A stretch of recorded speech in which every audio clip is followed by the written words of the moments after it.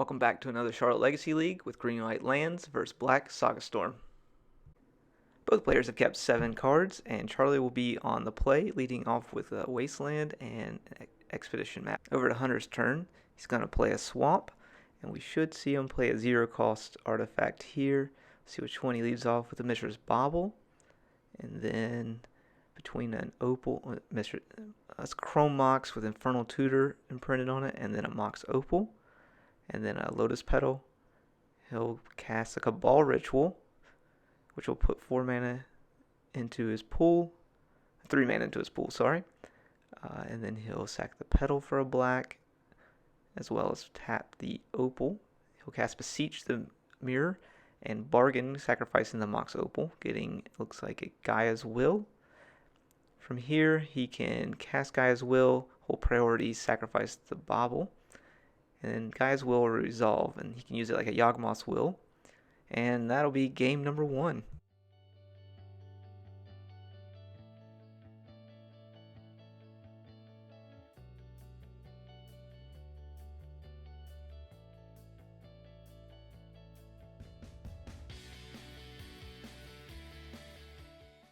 Both players have kept 6 cards. Charlie will be on the play, leading off with a Wasteland, a Mox Diamond pitching a Wasteland, Exploration into Urza's Saga, and plays a Sphere Resistance.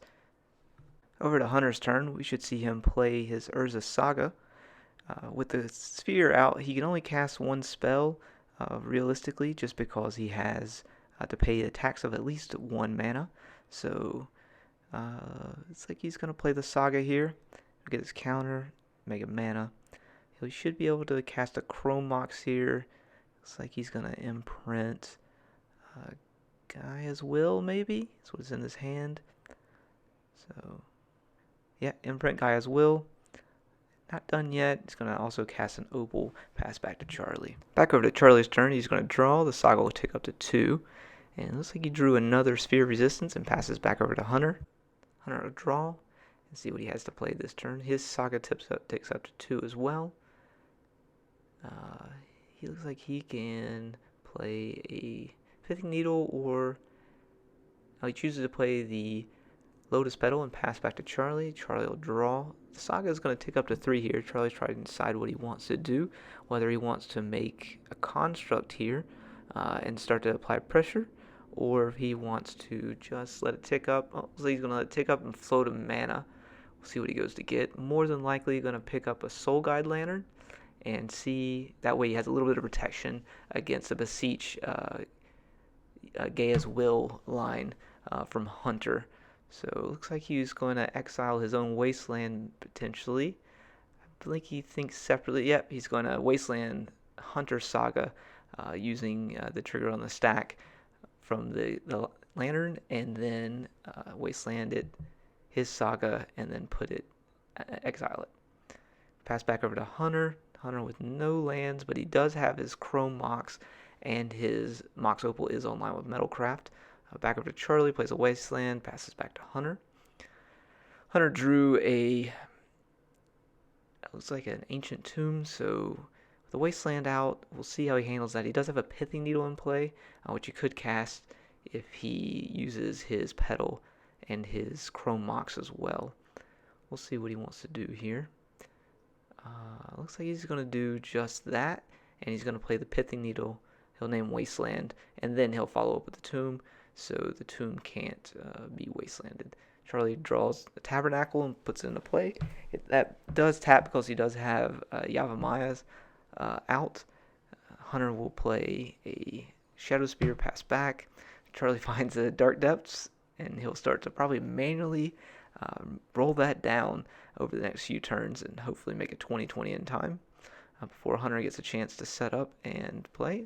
Hunter passes back. Charlie does roll down 1 with a 3 mana. See, he draws a card, and he's in the tank here for a second. See what he thinks to do. Passes back to Hunter. Hunter draws an LED, and let's see, he'll probably go ahead and play that. Yes, he will. So he has all the mana in the world if he needs it, but not quite sure what we can do here. Charlie rolls down again, draws a Snow-Covered Forest, passes back. It's a lot of draw go here while we're waiting for someone to apply a little bit more pressure. Rolls down again. He could have rolled down twice there, but he didn't because I'm a big fucking idiot. Finds the loam, which is really good.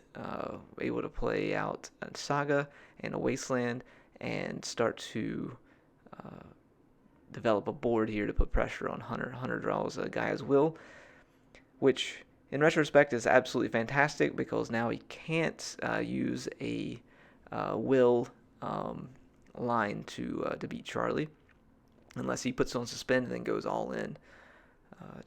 Charlie plays another Wasteland. His Saga picks up to 2, and then he'll pass back to Hunter. We should start to see some constructs come online here. Charlie has a Pithing Needle in his hand. And let's see. Hunter's counting up how many artifacts Charlie has. Trying to decide how much damage he's going to take from a construct. Hunter will suspend the Gaia's Will. And pass back to Charlie. Charlie's going to play a construct here. Charlie has to pay for the Tabernacle. With Yavimaya, he can use the Tabernacle to pay for the construct. The Saga takes up to 3. And I wish I would have loamed here. So I could have reapplied more pressure to Hunter. Go get a Shadow Spear. I'll equip the Shadow Spear to the construct here in a moment. And I'm going to play the Pithing Needle in just a moment. And that's going to name Shadow Spear because I don't want him to gain more life if he were to get another Saga online. But in retrospect, this was a mistake because in a moment he's going to absolutely obliterate me. Count up all the artifacts, and then Hunter will dash my dreams and put me back into the Shadow Realm for another turn or 2. So he'll take 2 off of that, and then he's going to Fatal Push the construct. And now I'm a big dummy because I can't re-equip the Shadow Spear to my construct to gain more life. So Hunter will draw. This Guy's Will tick down. And then we'll see what he has to do for us here. He draws another Ancient Tomb, so now he has a bazillion fucking mana. And we'll see where he goes from here. I think he beseeches on this turn, perhaps? Not quite sure. But I did burn all my mana, so I can't take down on the Dark Depths, which is not great. We'll see. Alright, we've got some action going on here. He'll take 2. He's got 1 colorless floating, 2 colorless floating, 3 total. Beseech. He's going to sacrifice, I believe, the Pithing Needle first, because all of my Wastelands are tapped anyway. See if he bargains here. He's thinking about a Haywire Mites, which would be good because it takes out a Sphere, which will allow him to go a little bit deeper into a Storm setup. Chooses against that, and I believe he passes back here.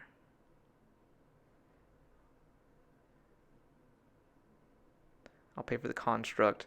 I'll loam this turn like I should have last turn. There's a Sphere. That would have been absolutely fantastic. 4 mana for the loam will get me my Sagas back in a Wasteland. Or no, an Ancient Tomb. So I'll play the 2 Sagas here because I have Exploration out. They'll both tick up, and then I'll attack Hunter, I believe, for 7. So, pass back to Hunter. His will is on 1, and he draws another Chrome Mox, and he besages my Sphere, which puts me dangerously close to dying, because now everything costs 1 less, and he does have Gobs of Mana. So, we'll see where he goes from here. He's going to cast a Dark Ritual, which will net him +1 mana, give him 3 black, and 1 storm. See where he goes from here. Does have a Chrome Mox in his hand. He does play that. Storms up 2. He has a colorless floating. And he has a Beseech in his hand. I believe he's going to cast Beseech and then bargain with it to start a chain here, because he does have 3 mana available. So, and he can beseech and respond. He can cast beseech, hold priority, and then sacrifice the LED to put more mana into his pool as well. I wonder if he would have held on for. Well, he couldn't really hold on for one more turn because he was staring down the construct. Uh, so if he got a Haywire Might, he could have killed the construct. Um, so I'm not quite sure. He's much better at Storm than I am. So, but now he's going to beseech and bargain. I believe he's going to get another beseech here. And start a beseech chain, which should allow him to build some storm up. So 3 black mana still in the pool.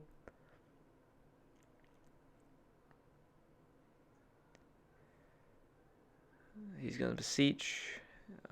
Storm count will go to 3. Sacrificing the Shadow Spear. He'll beseech again, rolling down. Sacrificing the Pithing Needle here.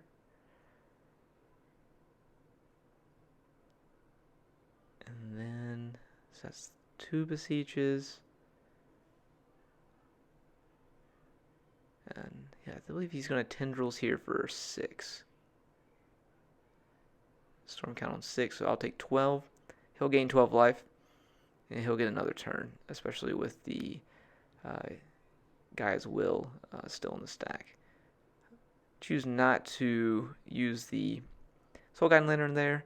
I'm going to untap, pay for the construct. Both of my sagas will roll up.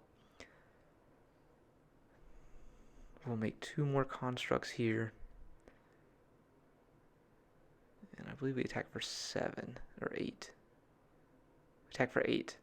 And then post-combat, I'll use the lantern to wipe his graveyard away, and that'll be the end of game number 2.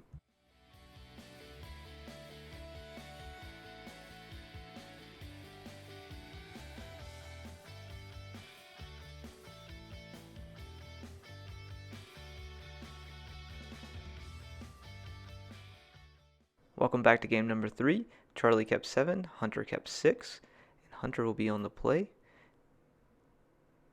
Hunter's going to lead off on a Bloodstained Mire, and he also has, looks to be a Mishra's Bauble that he'll bobble the top card of Charlie's library. Looks to be an Urza's Saga. He's going to follow up with a Swamp, and from there he has a Thoughtseize in his hand. We'll get to take a look at Charlie's hand and see what he has. Yep, Thoughtseize on Charlie. He has a Yavimaya, a Sphere of Resistance, Karakas, Crop Rotation, Savannah, Thespian Stage, and a Horizon Canopy. We'll see which one Hunter takes here. There's a couple good lines for Charlie, depending on what Hunter takes. If Hunter takes the Sphere, it leaves Charlie available to crop rotate for a Dark Depths. He takes the crop rotation, and then Hunter follows up with an LED. Charlie casts a Yavimaya. He draws the Saga. Can't really do anything with it this turn.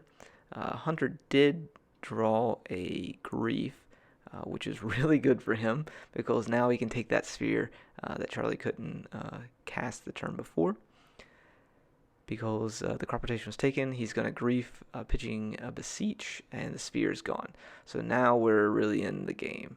Looks like I play a Thespian Stage here, but then I realize that I'm an idiot and play a Saga instead because I thought that was a Dark Depths, and I explained that to Hunter as well. But he lets me put it out anyway, and I now have a way to build pressure. So I think I play the Thespian Stage here, and then I'll pass back to Hunter. That will is ticking down slowly. I have to be on the defensive here. I'll make another construct, and I believe I go and get Soul Guide Lantern here, just to protect myself against the Gaia's Will that Hunter has. So take out the Bauble because that's something he can cast for free to build Storm. And I'll attack for 3 with my construct in just a moment.